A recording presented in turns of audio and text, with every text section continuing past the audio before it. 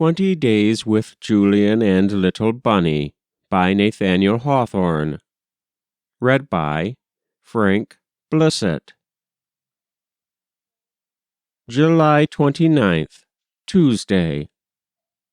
Got up at 6.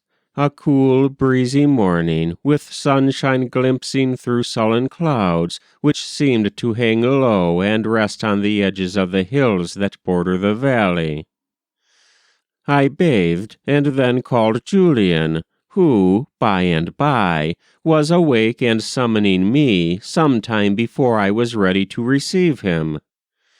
He went with me for the milk, and frisked and capered along the road in a way that proved him to be in a good physical condition.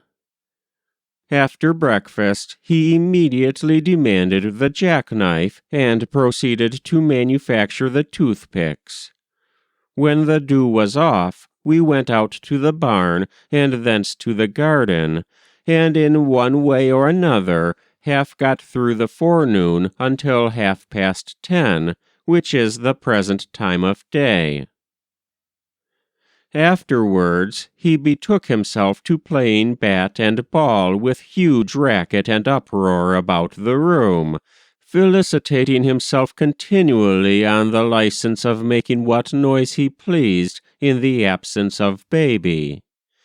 He enjoys this freedom so greatly that I do not mean to restrain him, whatever noise he makes. Then we took Bunny out into the open air and put him down on the grass. Bunny appears to most advantage out of doors. His most interesting trait is the apprehensiveness of his nature. It is as quick and as continually in movement as an aspen leaf.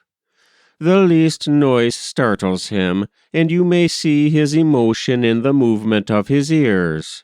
He starts and scrambles into his little house, but in a moment peeps forth again and begins nibbling the grass and weeds, again to be startled and as quickly reassured. Sometimes he sets out on a nimble little run, for no reason, but just as a dry leaf is blown along by a puff of wind. I do not think that these fears are any considerable torment to Bunny. It is his nature to live in the midst of them, and to intermingle them as a sort of piquant sauce with every morsel he eats. It is what redeems his life from dullness and stagnation. Bunny appears to be uneasy in broad and open sunshine. It is his impulse to seek shadow, the shadow of a tuft of bushes, or Julian's shadow, or mine. He seemed to think himself in rather too much peril, so important a personage as he is, in the breadth of the yard, and took various opportunities to creep into Julian's lap. At last, the northwest breeze being cool today, too cool for me, especially when one of the 1,000-watery clouds intercepted the sun, we all three came in. This is a horrible, most horrible climate. One knows not, for 10 minutes together, whether he is too cool or too warm, but he is always one or the other, and the constant result is a miserable disturbance of the system. I detest it. I detest it. I detest it. I hate Berkshire with my whole soul, and would joyfully see its mountains laid flat. Luther and old Mr. Barnes speak as if this weather were something unusual. It may be so, but I rather conceive that a variable state of the atmosphere in summer-time is incident to a country of the hills, and always to be expected. At any rate, be it recorded that here, where I hoped for perfect health, I have for the first time been made sensible that I cannot with impunity encounter nature in all her moods. Since we came in, Julian has again betaken himself to that blessed jackknife, and is now chipping and tharpening, as he calls it, and hammering, and talking to himself about his plans and performances, with great content. After dinner, roast lamb for me and boiled rice for Julian, we walked down to the lake. On our way we waged war with thistles, which represented many-headed dragons and hydras, and on tall mulleins, which passed for giants. One of these latter offered such steady resistance that my stick was broken in the encounter, and so I cut it off at a length suitable to Julian.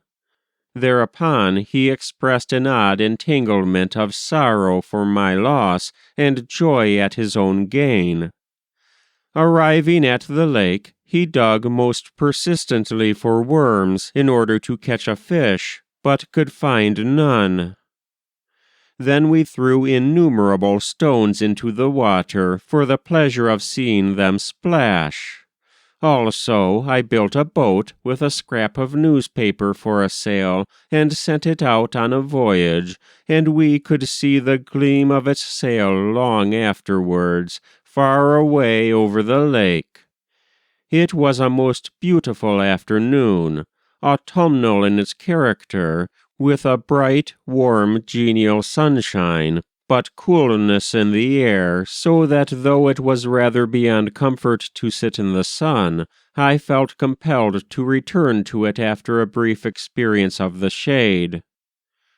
The heavy masses of cloud, lumbering about the sky, threw deep black shadows on the sunny hillsides, so that the contrast between the heat and coolness of the day was visibly expressed. The atmosphere was particularly transparent, as if all the haze was collected into these dense clouds.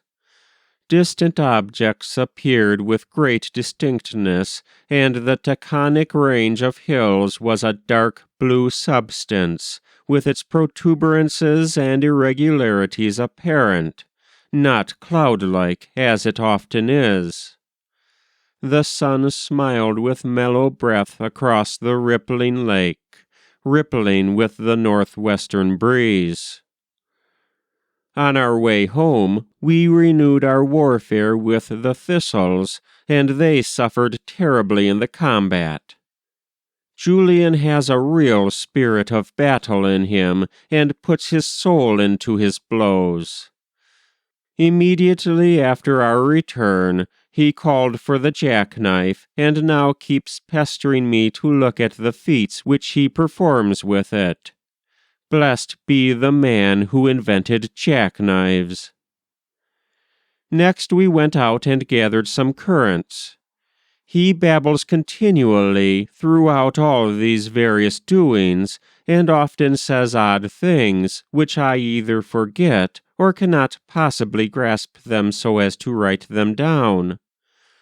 Among other things during the currant gathering, he speculated about rainbows, and asked why they were not called sunbows or sun-rainbows, and said that he supposed their bowstrings were made of cobwebs, which was the reason why they could not be seen. Some of the time I hear him repeating poetry with good emphasis and intonation. He is never out of temper or out of spirits, and is certainly as happy as the day is long. He is happy enough by himself, and when I sympathize or partake in his play, it is almost too much, and he nearly explodes with laughter and delight.